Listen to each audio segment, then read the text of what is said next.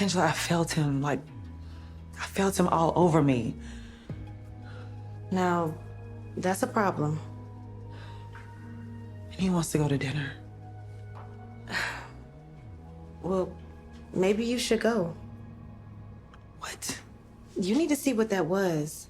All right, Zatima fans, this is somewhat of a follow-up video to the should Fatima go out with Ian to test her feelings video I did, because there have been a lot of great comments on the video, almost split down the middle. You know, those who say Fatima should go out with Ian, or not go out, but meet up with him at the coffee shop, versus those who are like, nah, sis, don't do that. Now, I think for me, the selling point was the fact that Angela, when I first watched the episode, I was like, damn, Angela, you made me mad at the beginning when you burst into the house, demanding to speak with Fatima, even though Zach said no. But then you redeemed yourself in my eyes when you went up there, listened to Fatima, realized you were in the wrong, came back downstairs and apologized to Zach. Something none of the other characters on Sistas have ever done. Most those women will just, they will take an L to the grave. Basically, not an L. They won't take an L. They'll basically never admit to their own faults whatsoever. Even when they're caught red-handed being wrong, they will constantly place the blame on somebody else, usually a man. But Angela actually said, you know what? I misjudged the situation and I'm sorry. Boom. But then we get to the end of the episode, or towards the end of the episode, when Angela came to the law firm to talk with Fatima. They go to the restroom, and then after explaining the situation with Ian, Angela was like, maybe you should go out with him to see what that was, or see what that is. And it's like, why would she do that? But then when she dropped the line about how you haven't been the same since Ian, that actually had me going, yeah, I actually, I can see both sides of this. And based on the comments, even though those who say, no, don't meet up with this person if you happen to be in Fatima's shoes, but they also say like, well, you know what? Sometimes feelings are like PTSD. Just like Fatima said, it's like, girl, I felt him all over. Like when I saw him at the, when we were jogging. And it goes back to what Zach was telling Bryce. It's like, well, look, I'm not going to say verbatim what he was saying, but basically I feel like him being on the outside looking in, it's like, hey, I know Fatima ran into the, old boy. And despite, being like, hey, I ain't got nothing to say to you, I don't want to have anything to do with you, you can kind of see that they are still kind of into him. So that's why, he's kind of like, man, I don't know, Fatima might be feeling this guy. Which is going to lead to the eventual coffee shop meeting, because we have Ian show up at the job, announce he has cancer, and wants to make amends, so they'll go to the coffee shop and talk. And on top of that, Angela even said, hey, make sure you tell Zach. And it's kind of funny because that was the second time in the episode where she says something that has me going, Angela, what are you doing? And then she says something else that has me going, okay, never mind, I see your point. Or I forgive you for what you originally said. And my favorite bit of it all was, if you and Zach have that strong relationship you claim you have, then there should be no issue with you telling him and him understanding, which is fact. And a lot of people in the comments who are for the coffee shop meeting have said, how many times has, Zach met up with Karen? But then again, a number of those times, Zach literally told Fatima outright, Karen says she needs to talk to me. Karen says, she wants to see me, or this or that. And even though Fatima's reluctant at first, she's like, okay, go ahead. Well, go see what that is to make sure, you're over her or whatever. But of course, now it's gotten to the point where even though Zach has made it clear, Karen is the one who's overstepping her bounds, disrespecting their relationship by popping up to the house unannounced and doing this and that. So obviously she's done with that. Which does lead back to yet another video I did, specifically Sisters related, about would Fatima keep Zach from going to the hospital to see Karen. And a lot of people are like, no, Fatima wouldn't do that because she understands in that situation, that's far more different than her popping up to the house over and over trying to get her man back. So, with the Ian situation, I've noticed a lot of comments saying the same thing. Nah, Ian going about this the wrong way. First of all, Fatima and her new man have said she's not going out with you. Then, despite the rejection, he seemingly ignores the fact that she has a man by popping up at her job unannounced. And I'm like, well, that is true. It really gave me the vibes of Bio when he first introduced himself to Sabrina in the restaurant, despite the fact that she was on a date. And then after Calvin left, proceeded to then talk to her even more, eventually leading to them going out. And then we found out down the road that, okay, this dude isn't as clean cut as we thought, the way he's looking at other women, specifically Sabrina's friends, or, more specifically, Danny. Now, the same thing could be true with Ian. Some people are speculating the man doesn't even have cancer. This is his method of trying to appeal to Fatima's heart and get her back, to come to him, which he may know how to do, given that apparently she was head over heels in love with this guy and he broke her heart. So, he wouldn't know how to push her buttons in the same way Karen, did towards the end of season 4 when she popped up at Zach's house and was, saying all these things to, get him back when, she literally was freaking losing it. Because even though Zach was stronger mentally and emotionally than he was before, he still is weak for Karen. Not to say that he's in love with her, but it's the fact that she can still say all the right things to kind of tear him down, So I feel like the same thing could be true with Fatima, because Ian knows her seemingly well enough to know what he can say or do in order to get her to kind of, come back to him, which we know won't happen in the long run, but is worthy of note. Because Fatima, as we saw in episode 4, she does have a very emotional side, when she's hurt by those closest to her. Now, Belinda hurting her is, of course, an incredibly sour thing, but the betrayal of a best friend, and then, of course, the man who literally crushed her entire notion of love, definitely back to back is a major thing. Yeah, I mean, that's another thing. Keep in mind, her best friend just betrayed her, so she's emotionally vulnerable. Then throw Ian into the mix, and Fatima's a hot mess right now. So, leading to the coffee shop encounter, I did a separate video on this. Some people were like, wait, if Tony just randomly goes by the coffee shop and takes that photo of Ian and Fatima through a window, how does that make sense if he's never met Fatima before? Because Tony and Nathan have not met Fatima yet. Of course, Bryce is the only one that knows who she is and what she looks like. So unless Zach showed them a picture, they wouldn't know. Maybe that's going to be, resolved in this week's batch of episodes where, these fellas actually meet Fatima or see her prior to the whole Tony thing.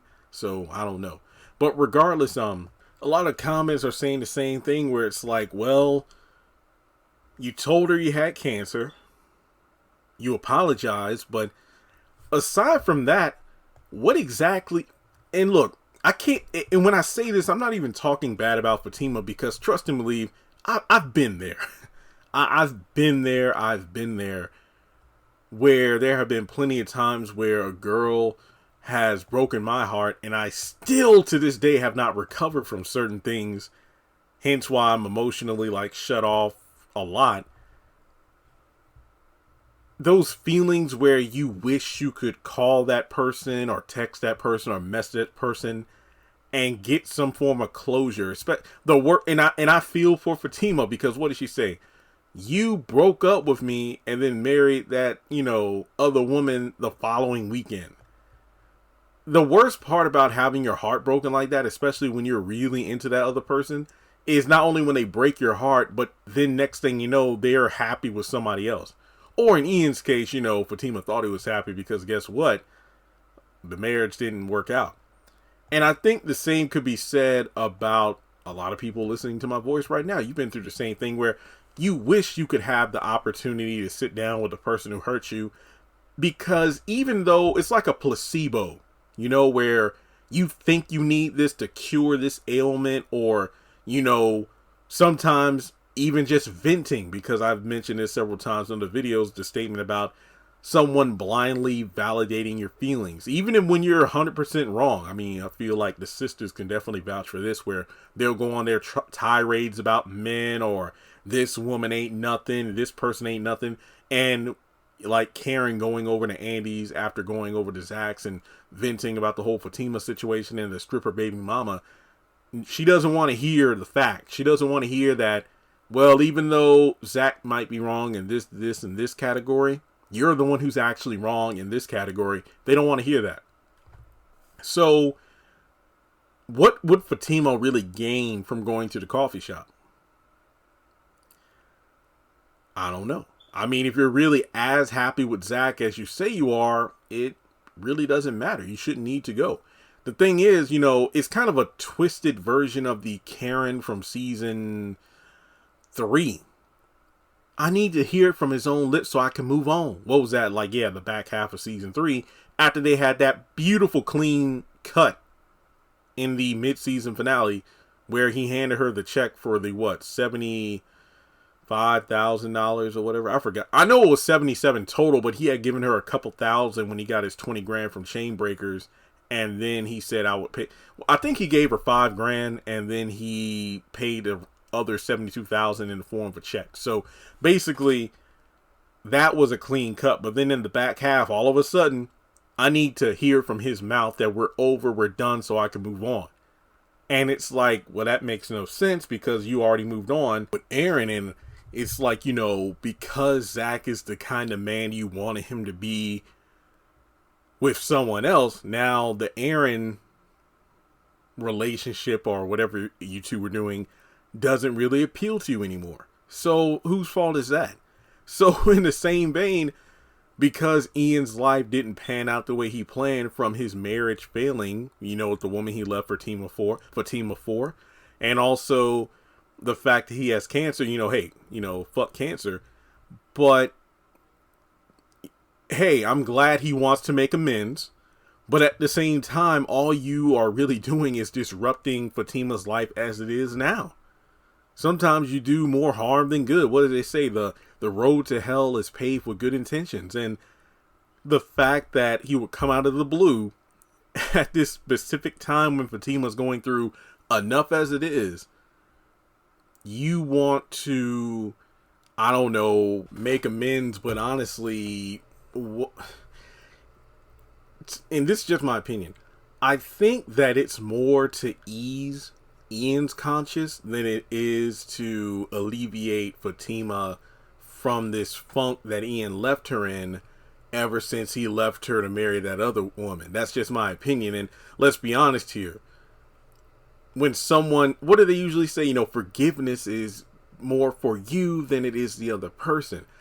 But, you know, when you look at scenarios from fiction or even your own life, more often than not, when someone comes to apologize to you, or, you know, let's say they did you wrong and they want to try to make things right, how many times is it that they'll say something along the lines of, you know what, I haven't felt right since I did this to you, or, you know, it's been on my heart and my soul for so long, or, you know, I started going to church and, you know, the pastor said this, and then it made me realize that in order to move forward in life, I need to make amends. You see what I mean? Where it's more so about the other person than it is for the person that they hurt or wronged. Sure, you could argue, well, think of it this way, Jeremy. If the person who wronged you tried to make amends, hopefully that will help heal your wounds. While true, that doesn't make up for the time that I was struggling because of crippling emotions, or what if somebody left you financially unstable because, you know, I don't know, like they robbed you or they scammed you, or hell, go so far as the marriage route, they get a divorce and then they take more than half of your stuff, and then you're struggling, but then they come back around and say, oh, I was wrong, yada, yada, yada. But because they went out with Joe Smo or Mary Sue and that didn't work out, then they realize I had a good spouse, I just didn't realize it. Yeah, because things didn't go so well for you, or they aren't going so well, and then they have to come, mark you off their to-do list of, hey, I need to make amends to this person, that person, that person in order for me to feel better. You see what I'm saying? Because I get what they say, like, oh, forgive and forget, making peace, apologizing to this person, making things right. It helps both parties. But in reality, it's really more so for the person that did the wronging, and then they kind of, quote unquote, see the error of their ways. So that's a long-winded way of saying, I think Fatima is better off not going, now that I really think about it, because on the one hand, Angela's whole thing about her not being the same person and whatnot, it's like, yeah, Fatima needs to close that chapter in her life. But when you realize the person who left you, that may have left a few blank pages in that chapter, but it was done being written. I mean, you're the author of your life. Of course, God is above all, who has the book of life and writes our pages. But what is it? I have no worries about the future because I know who writes it. Okay. It really depends on how you feel about that statement based on your religious belief. But let's use the metaphor of simply talking about Fatima and the art of free will versus predestination. Fatima is the final party involved between herself and Ian that can finish that chapter. And she could either try to meet with him if it means finishing out the chapter, or she could either, just decide to flip to the next page and it's the chapter beginning with Zach. Because if you're happy in your present, why do you need to go back to the past to revisit old things to, quote unquote, heal? Because if you ask me, Zach, in at least the Sistas show, based on how we saw their relationship develop, seeing how she has learned to love again and open up, not fully, but she's getting there, because there's still moments of reservations. But to be completely honest, there are a lot of moments where I understand why she's being hesitant. Like the whole thing about moving in together and whatnot, it's like you're moving really, really fast. So those moments where she's like, you know what, oh, it's all fun and games till you get sick of me and whatnot. Now, those moments I definitely attribute to Ian. Like, I don't know, maybe it was something about the way they were together that he didn't like, or it was like one last fling before I get married. Because I believe in Sistas season 2, when she revealed her backstory, I believe she did say, I was with this man, but then he dumped me, and then the next weekend or whatever, he married this other chick, which implies that while he was engaged, he was messing around with Fatima, but then dumped her to marry somebody else. That's what I'm thinking. That's just my opinion. So with that being said, let me know your thoughts in the comment section below. Is Fatima better off without, reopening that old wound? Or should she go back to seal it with some stitches? Because to be honest, like some people in the comments are saying, he reappeared in her life, let her know that his life is shitty and he wants to make amends. But honestly, what can you do considering she's already moved on and she's happy with someone else? So like and subscribe. Thanks so much for tuning in, and I'll talk to you soon.